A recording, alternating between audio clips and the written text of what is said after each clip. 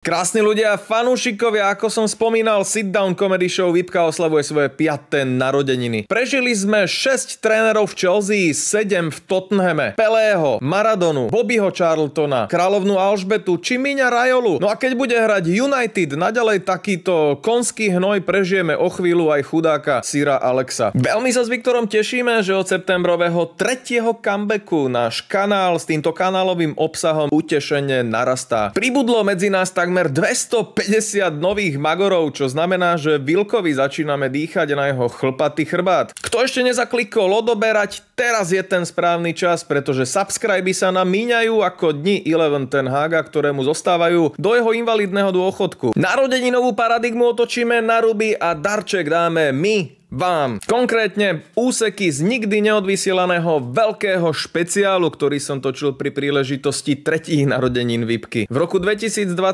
ešte v koprodukcii s mojím bývalým zamestnávateľom televíziou Digi, kde sa v tom čase VIPka so svojím legendárnym pornopurpurovým gaučom práve lúčila. Trochu som ten materiál osviežil a prestrihal, keďže pôvodná verzia mala viac hluchých momentov ako zápasy športového klubu nepočujúcich. Nečakajte od toho žiadny zázrak, ten špeciál som točil pod nátlakom. Programový riaditeľ mi pri hlave držal plagát kohúta s erekciou. Okrem toho sme odvtedy dozreli a náš humor postúpil do komediálnej ligy majstrov, alebo zostúpil do Monaco Bad ligy. Asi záleží od vkusu.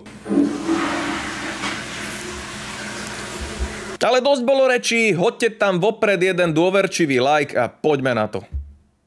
Túto reláciu vám prináša nikto. Koľko ste hovorili, že má trvá táto kokina? 26 minút. Tí z programového, čo fetovali vzduch z pokazenej lopty? Nemáme zábery z Anglicka, nemáme priestory, nemáme rozpočet, nemáme zadanie, ako to má celé vyzerať. Ešte tu budeš dlho pobehovať. Nemáme rozpočet, bez zadania. Vám musí jebať, chalani, vám musí jebať. Krásni ľudia, fanúšikovia, do čoho ma to kurva zase namočili? Lebo ak náhodou neviete, VIPka už zo pár týždňov žije svojim pánkačským životom na YouTube, kde na nás nedočiahnú pahyle korektnosti, rady pre vysielanie a gelové nechty, kundohlava hlavenu. Skrátka, môžeme si tam robiť taký humor, ktorý by nám na veľkom plátne občas, asi neprešiel. Mám to dobre? Kde je predok, nevieš? Koho sa vieme opýtať? Nejakých fanúšikov Unitedu. Veď po posledných výkonoch sa museli všetci hromadne urobiť rovno do nohavičiek. Špíny červavé. Tento mesiac VIPka oslavuje svoje 3. narodeniny. Už iba 2,5 ročia a budeme takými legendami showbiznisu ako Jarka Hargašová. Pri tejto príležitosti sa vraciame na televízne obrazovky týmto takmer polhodinovým špeciálom, ktorý už teraz lutujem ako Pogba svoju kariéru v Unitede, alebo narodenie svojho mladšieho brata, toho oportunistického čuráka. Si vous regardez cette vidéo, c'est que mon frère Paul Pogba aura trouvé un moyen de me faire taire. Sans s'en prendre à moi. Cítim sa ako vaša ex-frajerka, ktorú ste v slabej chvíli ukecali, aby vám dala ešte raz. Zostaneme však verní nášmu konceptu. Najlepší futbalový stand-up v štýle sit down rozmrdá na Frankfurtce všetkých do radu, a to z výhľadu lože VIP. Venovať sa budeme samozrejme populárnym ligám z našich obrazoviek, ale aj níšovým témam. Začneme netradične vspieraním. Dominika Cibulková stále nepotvrdila, kedy začína svoju zimnú prípravu. Ja sa na to veľmi teším. Aj takéto tieto prípravy, tréningy a vlastne úplne na všetko. Objemovka však zdá sa splnila očakávania. Čo? Iba futbal? Tak teda začneme v Taliansku, pretože má už pekne série, že série A nedostáva dostatočný kredit od vás fanúšikov. Áno, je to liga úplatná, pomalá, defenzívna, lacno produkovaná, ale emócie, o ktorých je fotbal v prvom rade, tak tie tam tečú ako puding po vrade Harryho Kanea, keď má jeho ošetrovateľka voľno. Mamma mia, suverene najviac červených kariet pre trénerov v Európe, ak nepočítame Bratislavskú oblastnú ligu vidiek. Je to však pecková reality show. Non-stop si do vlasov skákajúci neurotici, Sarri, Mourinho, Allegri, Inzaghi, Gasperini, Pioli či Spalletti. No vlastne Pioli a Spalletti veľmi nie. Práve Luciano Spalletti predvádza asi najväčší temperament. Pri každom zápase je červený ako väzú pred výbuchom a pičuje na všetko naokolo, ako by bol v neapolskej premávke. Po poslednom konflikte medzi lavičkami dopadol nejako takto. V Neapole ohlásili 24.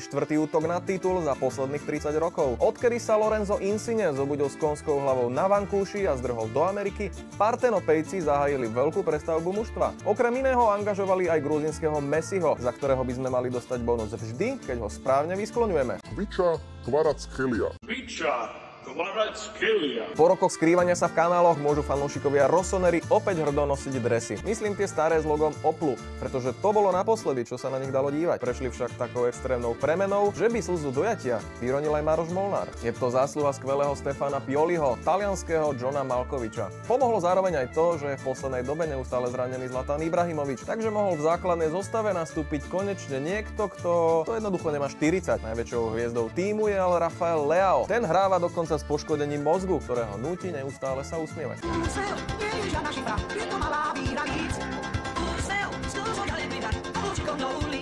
Extrémnou premenou prešiel aj Juventus, táto zmena však bola retrográdna. Ak si ju chcete vizualizovať, predstavte si vždy vtipnú a šarmantnú Adelu Banášovu, ktorá sa zrazu zmení na pripanú a afektovanú Evelyn a ešte sa aj rovnako vyžerie. Starej dáme jednoducho vyschla mušla. Ako by povedal ukrajinský Roboš, ktorý si práve v Michalovciach vybavil dočasný pobyt v Európskej únii, poďme do Nemecka. Bayern vyhral ligu 10 krát po sebe. Domáca scéna je už pre nich taká nudná, ako keď 10 rokov spávate s tou istou ženou. Sorry, poďme ešte raz, toto musím zdvihnúť. Zlatko? Nie, to som tak nemyslel. Ako si sa vôbec... Ideme na živo. Ambiciózne Lipsko odštartovalo sezónu tak katastrofálne, že sa Red Bull rozhodol otočiť farmársky model a teraz oni dodávajú hráčov do Salzburgu. Pokračuje utrpenie mladého Wernera, ktorý dal za posledných 17 mesiacov 5 gólov. Má proste odložený jeden zásah na každé ročné obdobie. Aubameyang, Dembele, Pulisic, Sancho, Haaland a o chvíľu Bellingham. Z Dortmundu sa uteká ako z moskovskej periférie, ale za 5 rokov 0,5 miliardy vo vrecku. Navyše väčšina odidencov po odchode hrá poriadne hovno, takže sa Borussii na to díva celkom dobre. Za takýto finančný manažment majetku by sa nehambila ani stará Matovičová. Tak mesačne. Ako plní mi peňaženku, takže akože keď vidí, že ju mám prázdnu, tak mi tam natankuje. A... Do čela ligy sa dostala poisťovňa Union Berlin, ktorá bola ešte pred pár rokmi v Oberliga Nord, čo je ekvivalent 4. oblastnej súťaže. Poisťovňa Union Berlin. Kriste, pane, to Nemecko je také nezaživné, že sa o ňom nedá vymyslieť žiadny poriadny vtip. Toto by som celé vyhodil. Či potrebujeme minútaž? Tak to tam nechajte. Presúďme sa do španielskej Primadona Division. V Barcelone už netečie teplá voda, svieti sa sviečkami a hráči si svoje zapané dresy musia prať sami doma. Zatiaľ čo naberá grády pyramídová schéma Magora Laportu. Ten si zobral ďalší úver, tentokrát na manželku, aby mohol vyplatiť Lewandowského septembrový bonus za strelené góly. This is what you've been working for. I didn't know what else to do. Platy hráčov na Nou Campe vyzerajú, že ich mal na starosti slepý epileptik s kalkulačkou. Iba trojica Piqué, De Jong, Busquets stojí klub viac ako 100 miliónov ročne. Samuel Umtiti, ktorý odohral jeden zápas za posledných 16 mesiacov, dostáva 400 000 týždenne za to, že riťou zohrieva lavičku v Leče. Dokonca Hector Bellerin u nich hráva futbal za peniaze. To je ešte väčší bordel ako na Ičovom ministerstve. Ako by ste si zabudli kreditku aj s PIN kódom u svojej bývalej. S týmto prístupom Barcelonu o chvíľu nájdeme na OnlyFans. Ak sa pozrieme na Real Madrid, je to ako porovnávať Marcina s Petrom. Len Rodrigo a Valverde by sa zmestili do jedného zbytočného Rafinhu. Myslím teda samozrejme ich kontrakty. Starý mazák Carlito vybudoval neskutočne perspektívne mužstvo s tým, že má ešte kopec 30-tníkov za Zenitom, ktorých môže streliť do United.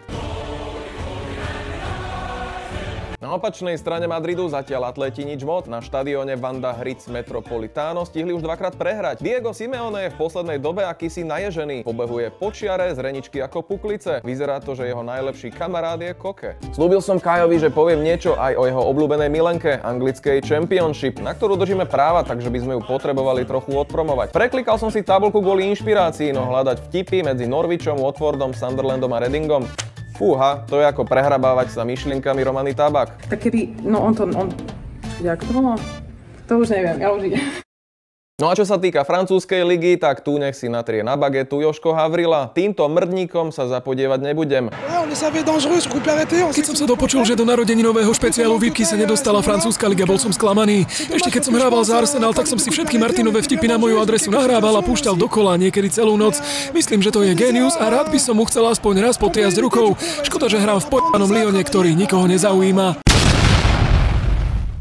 Ak chcete vidieť aj pokračovanie, naháčte po túto epizódu aspoň 500 lajkov a spravíme. Keďže môj CapCut je v neplatenej verzii, tak väčšie video aj tak nedokážem uploadnúť, takže sme to museli rozdeliť na dve časti. V tej druhej nám ostáva schizofrenické interview a elektronická tuška s rozborom 2 roky starého zápasu. Dovtedy smrť futbalu, jeba Tottenham a sláva Švajdochlíkovcom. Psst.